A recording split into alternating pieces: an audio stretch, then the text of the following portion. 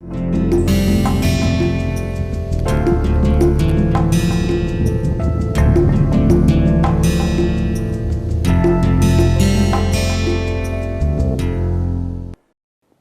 and welcome to our another session on this course, Marketing Management Part 1.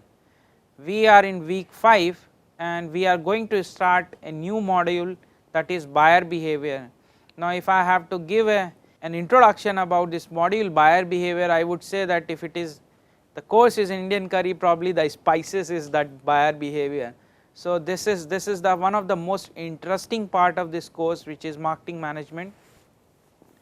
And as you will go through this module, you will understand why I am saying this is to be most important thing. I am Shashi Shekhar Mishra and I have with me my senior colleague Professor Jayanta Chatterjee. So going into this buyer behavior part, we have to understand how this originates. So this comes from the thought that there are two types of market, basically we classify, there are various classification, but one of the most important classification of the market is that the market which is called business to consumer market, where firms offerings are targeted for individuals consumptions, their own consumption or their family's consumption. On the other side, the offerings are targeted for the consumption of another firm for their production processes, for their various activities in their business operations, that is industrial market. So how this basically, when we go into in depth about consumer behavior, we need to understand one important difference between that is between customer and the consumer, that product may be purchased by one person and consumed by the other person. So I may purchase a candy, but the candy will be most probably consumed by my son. Professor Chatterjee might purchase a car, but most of the time he is busy in his work in his office and doing research, his family might be using car more than him. Consumer, not the purchasers, determines the product satisfaction. So the offering satisfaction is being determined by the person who is consuming it, not the person who is purchasing it. However, the person who is purchasing will be the person at the front end of the purchasing process, and his concern have to also be understood. Purchase depends upon consumers expectation of the degree to which offering are likely to satisfy the needs. So purchase depends on how likely a offering is going to satisfy the need of the consumer. The consumption determines whether these expectations are confirmed or not. So actual consumption by the consumer will determine whether the offering has actually satisfied the needs or not, and if that has satisfied or not satisfied will determine the future purchases. So according to this, the consumers are like a subclass of customers. Yes. Because normally we say consumer goods, because these goods are purchased and consumed by the same person, Yeah. or maybe purchased and consumed by the person's family. Immediate. Whereas customer is a broader term. It may mean somebody who is buying something for his or her own needs, family needs, or it may also mean that for the organization. Yeah. So a purchasing manager purchasing all the things for his organization, of which most of the thing he himself will not be using, will be a customer. Yeah. Okay. Okay. Now moving to the next thing, which is a definition of consumer behavior. As you can see on the slide, consumer behavior has been defined as those acts of individuals directly involved in obtaining, using and disposing of economic goods and services, including the decision process that precede and determines these acts. So the consumer behavior in a precise manner you can understand is related with the obtaining, using and disposing of the offerings offered by the different firms. Now going into the important aspect of this consumer behavior is there is a basic buyer decision models which has been proposed by, debated by a lot of researchers, but most of the people will agree that there might be a disagreement among researchers, but basically all people will agree that all purchases will broadly include these steps.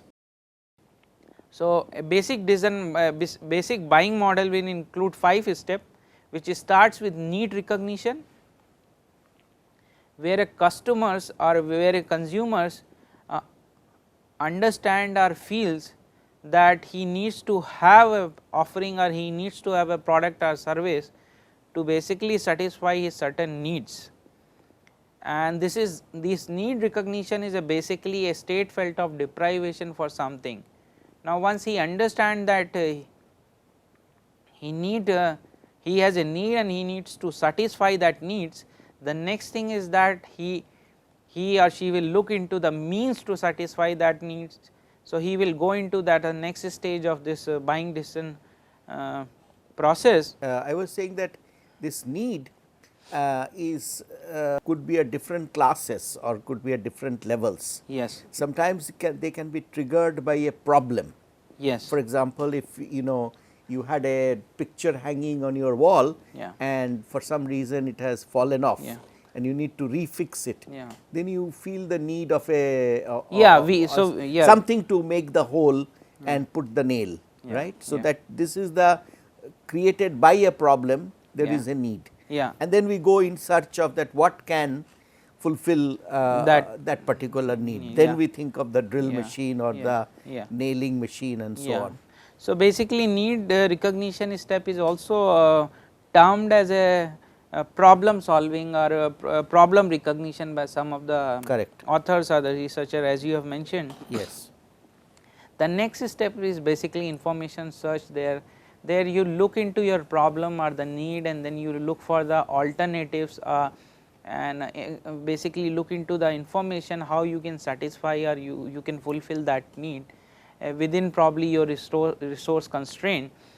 Then once you collect the information, and this is one area where a lot of basically exciting changes are happening in the market in that information search part. We will talk about much more detail on this about this stage of the purchasing process. The next step is that once you have collected the information about the different alternatives, the next step is that you go and evaluate the alternatives. So, again we will talk about different models basically which consumers deploy to evaluate the alternatives, and then based on their evaluation consumer make the purchase decision.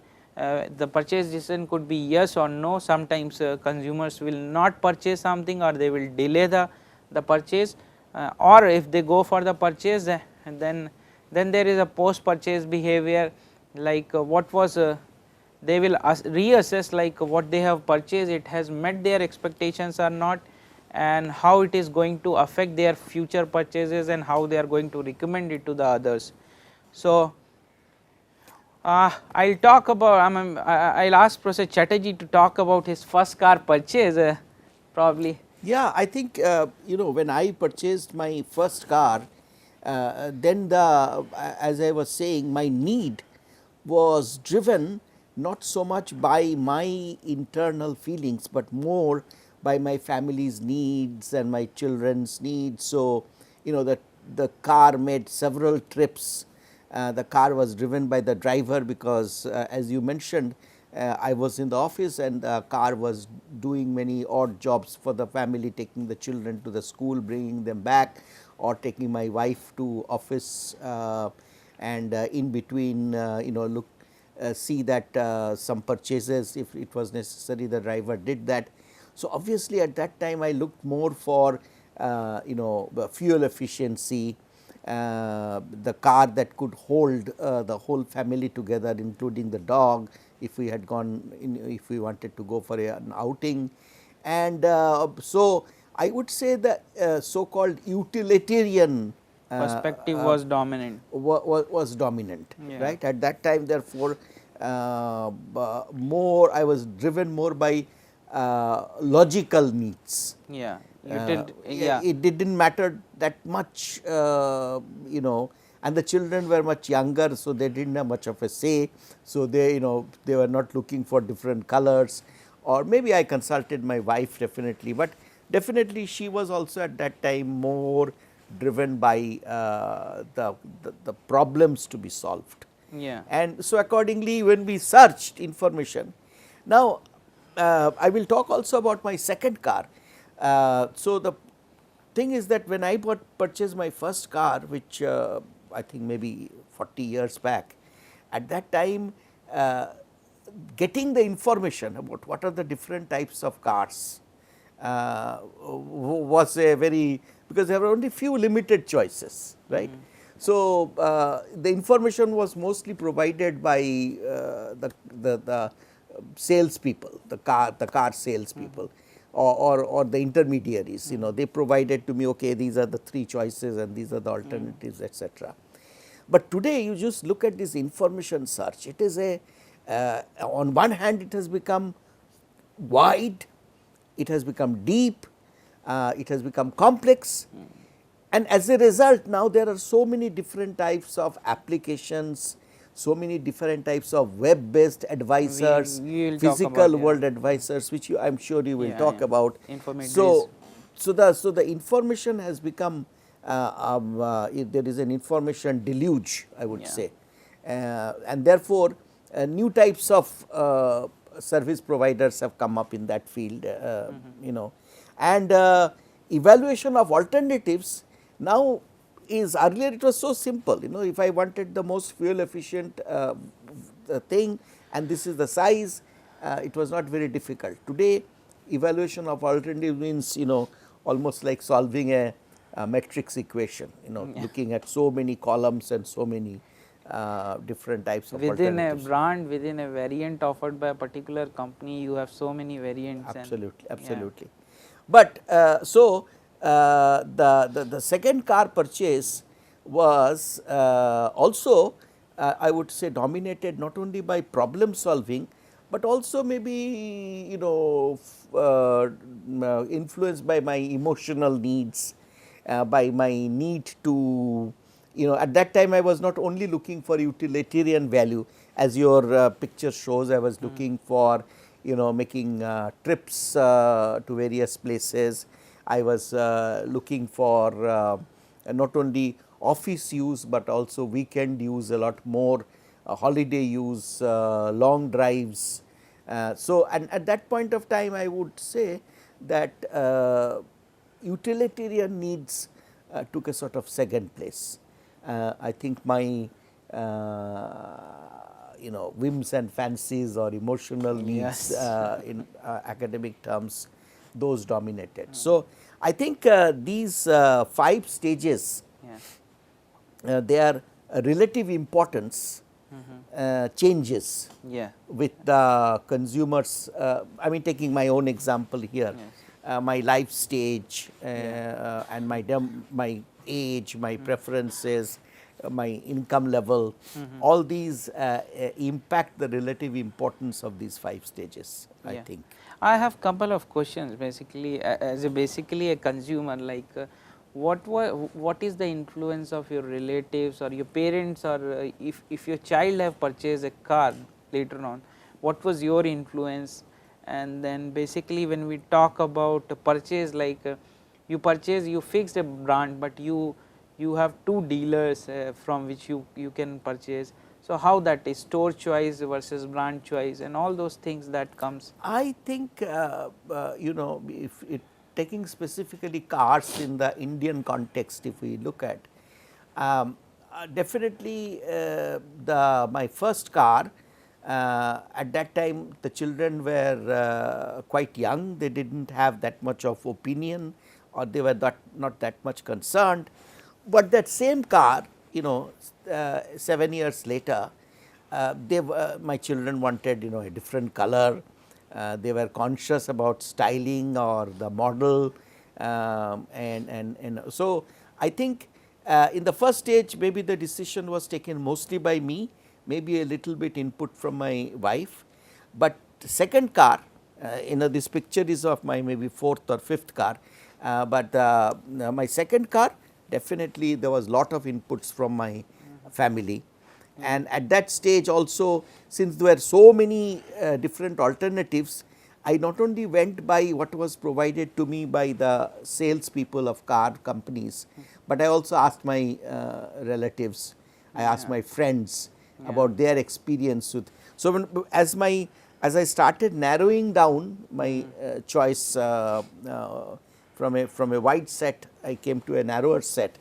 At that stage, I continuously took inputs from friends and relatives and people I trusted and people I knew well. And I think again after today, you know, when my children have grown up and they have their own cars and they are you know, away, they have their own families. Today again I think I am back to like sort of the first stage, where maybe I am now choosing the car more by my choice and my wife's choice. But there is a difference. At that time my choice was dominated by, as I was saying, utilitarian. Today my choice may be dominated by different other kinds of emotional or psychological factors. Yeah. And definitely you know, in the Indian context we put a at least I put a lot of emphasis on after purchase service. Yeah. Because you know, if I am using a car for weekend trips, long trips, going for you know, long drives, I would like to be secure that if my car has a problem in a remote place, I will be able to get some support. Or even in the city, you know, if I have a problem, I should be able to get very prompt. So, service is and the reliability of the distributor come service operation, these have become a lot more important. I am not so much now influenced by what the car sales people say, because you know, the information is so available. Absolutely. So, I think more than the distributor's role, the distributor service role is today much more important. And what is being talked by the other car users or the other who have purchased the car, that has more references. So, you are talking about the credibility of the information sources actually. Absolutely. So, we are going to, I mean, I think this discussion is very beneficial in the sense I will go back and forth with this interview during this module, because you can see what Professor Chatterjee has shared as a consumer or as a customer about his car purchases is very important, that his needs have evolved over the period of time. His ways of information search has changed over the period of time. As he is talking about the role of salespeople and the information generated from the company originated sources has come down, probably he is looking more from the other customers and the other experts, in fact, which is available these days on the social media, and also like the plenty of choices which are available. And then he has also talked about the various factors that influence basically his purchase or consumption, and since he has a long instinct outside India, so he has talked about the cultural things. So, we will look into as a whole basically this interview and probably take a reference when we will be discussing about the various concept in this module. So, going into the first step, which is about need recognition. Need recognition, as I said, as you can also see on the slide, it is like it is a gap basically between your current state of or your current position to the basically the desired level, is a state felt of deprivation, and the more that there is a potential difference between these two stages, that will also determine, that will also shape your probably the way the need is, and probably your motivation to act for that need. Now, elaborating further on this need recognition, you will find out this need recognition is basically, it can be stimulated by two types of variables, internal variables or external variables. So, and possibly these internal and external variables can come from these 5 different types of input variables, like consumers past experience. So, when you go and purchase your second car, obviously your first car purchase will come into the picture, I mean what was your experience, and based on your experience you will probably definitely would like to modify probably certain things in your requirements, and probably the importance given to different sort of attributes in a car purchase. And then probably about consumer characteristics, like, which is very important. You will see that each consumer or each customer is different from the other customers. Various factors, cultural factors, social factors, personal factors affect basically the choice of individual customer.